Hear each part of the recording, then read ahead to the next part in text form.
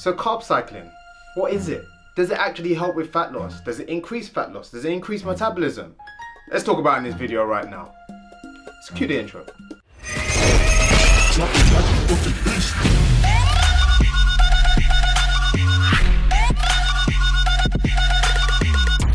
What's going on YouTube? Gabriel Sey, aka The Truth, and I promised you this video, so here it is.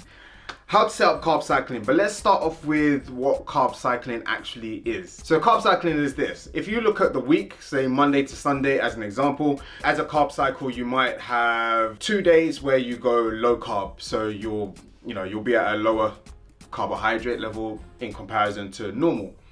Then you'll have a high carb day, which will be slightly higher in the carbs. So you're cycling the carbs throughout the week.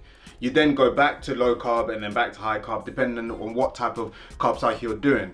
There are ones where you can do a high day, a medium day, and a low day. I'm not going to talk about that one. I'm going to talk about just a medium and a slightly low day. Second question is, why and how does it help with fat loss?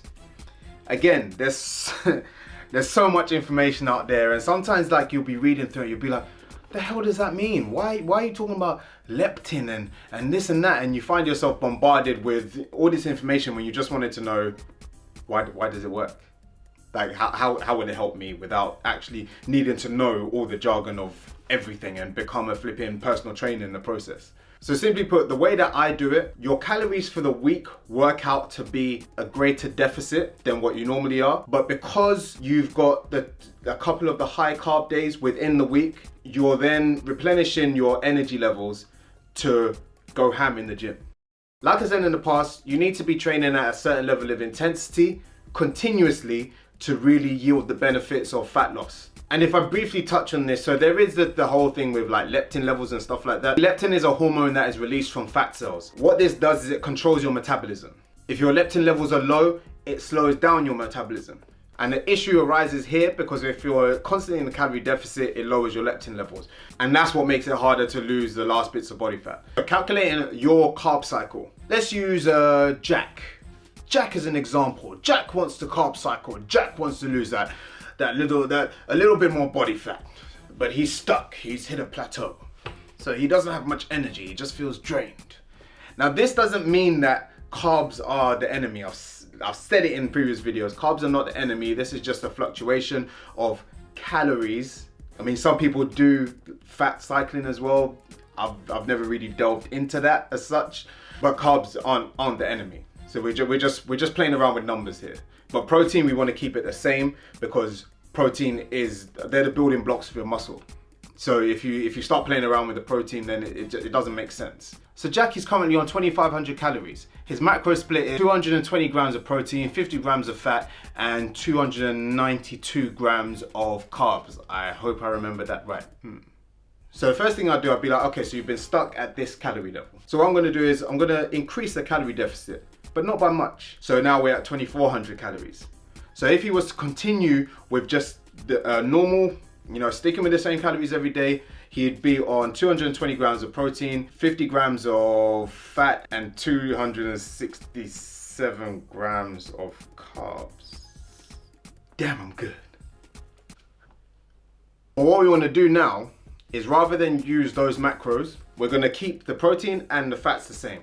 But now we're going to play around the calories to adjust the carbs. We want to find out what those calories are for the week. So we want to give a week's allowance. So we're going to times 2,400 calories by 7, which will give us 16,800 calories. Now we want to figure out what our distribution is. I'd normally go with the simplest to start with, which would be 2 days low, 1 day high, 2 days low, 1 day high, and then low for the 7 days. And for the low days, I'm gonna set it at 2,100 calories. So we're normally at 2,400 calories. We're now gonna take the low days to 2,100 calories. And then we're gonna times that by 5, which gives us 10,500 calories. We're gonna then take that away from the week's allowance, which gives us 6,300 calories, which we then split over the remaining 2 days, which is 3,150. So 3,150 calories. So now if we look at the macros for this, we're going to keep like I said, we keep the protein the same, we keep the fats the same. The only thing that we adjust to make up the calories is the carb. So for the low day, by keeping the protein and the fats the same, we're left with 192 grams of carbs. And then on the high day, we're left with 455 grams of carbs. And that's pretty much it. So you have your structure for the week, and you know what macros you need to be hitting for each of those days, but intermittently throughout the week, you'll be having the high carb days, which will replenish your glycogen levels and blah, blah, and will give you more energy for your workouts, it just gives you a boost when you need it. So I'd probably do like the heavy sessions, you know, like when you're doing heavy bench or heavy deadlift, those real compound movements that you really want to shift a lot of weight, I'll do it for those sessions. Now, this doesn't mean that your intensity changes on the low days. You need to hit it hard throughout the whole week. Same intensity. All that's happening is you're getting a little boost to then take that intensity maybe a little bit further, but you want to be moving in that mindset of bang. I've got my little refeeds during the week. Psychological again. Psychology and weight loss is a huge thing. I've had my little refeed in the week. Bang, I'm going to keep hitting it hard. That's the mentality that you need to take to it. No babies in the camp.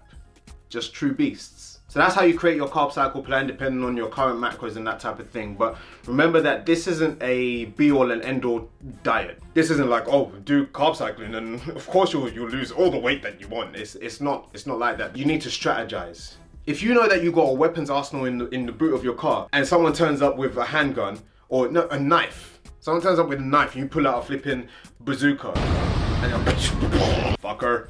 I showed them, and then you go to, I'm talking like computer game kind of like talk right now, then you go to the next level and then there's someone with a flipping Apache helicopter that you needed the bazooka to use. You're throwing away certain things too early. See how far you get with just the reduction of carbs, playing around with the fats and stuff, until you get to a point where you feel like you're getting stuck. Then try the carb cycle. It might work, it might not, but don't just think that it's just one-minded. This is all I do. This is a carb cycle. That is it. That is it. I will lose this weight. It's not like that. So use it as a tool, as with everything else within this industry. Use the theories and the proven facts as tools to structure it for yourself that works for you. That is it from me. Hope this video helped you. You guys asked for it, so there it is. I'll catch you guys on the next one. Don't forget to like, comment, share, subscribe, and I'm out. Yes, gadget. Yes. Whipping excursion. I gotta pick up that person. In the trap, whipping that working. You're not a gangster, you're just an internet version.